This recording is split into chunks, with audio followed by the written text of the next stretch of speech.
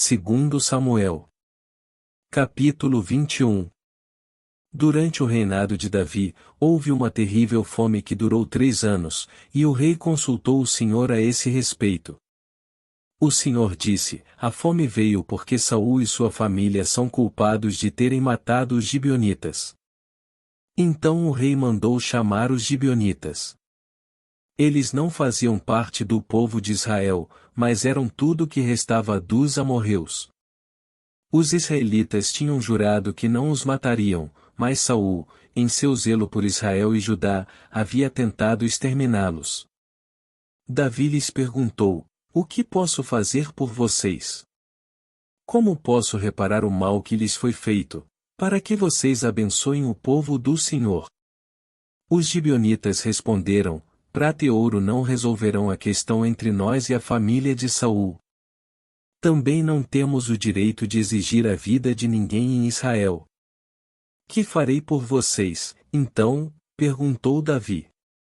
Eles responderam: Saul planejava nos destruir, queria nos impedir de ter um lugar no território de Israel.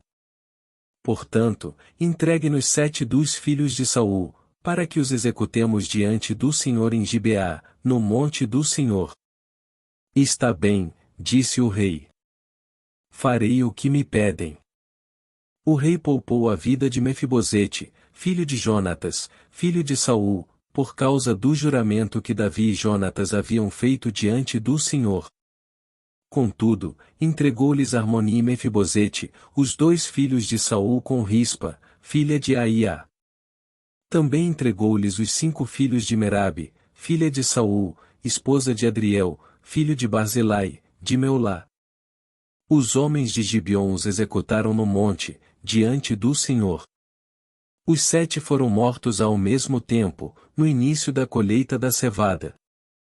Então Rispa, filha de Aia, estendeu um pano de saco sobre uma rocha e ficou ali todo o período da colheita.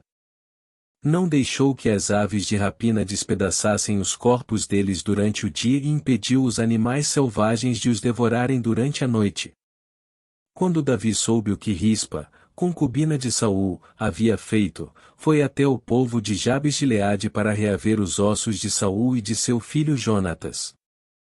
Quando os filisteus mataram Saul e Jonatas no monte Gilboa, o povo de Jabes-Gileade tinha roubado os corpos deles da praça de Bet-Sean, onde os filisteus os haviam pendurado. Davi trouxe os ossos de Saul e de Jonatas, e também os ossos dos homens que os gibeonitas haviam executado. O rei ordenou que os ossos de Saul e de Jonatas fossem enterrados na sepultura de Quis, pai de Saul, na cidade de Zela, na terra de Benjamim. Depois disso, Deus atendeu às orações em favor do povo. Mais uma vez, houve guerra entre os filisteus e Israel. Quando Davi e seus soldados estavam no meio de uma batalha, Davi perdeu as forças e ficou exausto. Isbi-Benob era descendente de gigantes, e a ponta de sua lança de bronze pesava cerca de 3,5 quilos. Ele estava armado com uma espada nova e jurou que ia matar Davi. Mas Abisai, filho de Zeruia, veio socorrer Davi e matou o filisteu. Então os homens de Davi exigiram: o Senhor não vai mais sair conosco para lutar. Por que correr o risco de apagar a lâmpada de Israel? Depois disso, houve outra batalha contra os filisteus, em Gobe. Enquanto lutavam, Sibecai, de Uzate, matou Seife, outro descendente de gigantes. Durante uma batalha em Gobe, Elanã, filho de Jair, de Belém, matou o irmão de Golias, de Gate. O cabo de sua lança era da grossura de um eixo de tecelão. Em outra batalha com os filisteus em Gate, havia um homem de grande estatura com 6 dedos em cada mão e 6 dedos em cada pé, 24 dedos ao todo, que também era descendente de gigantes. Mas, quando ele desafiou os israelitas e zombou deles, foi morto por Jonatas, filho de Simeia, irmão de Davi.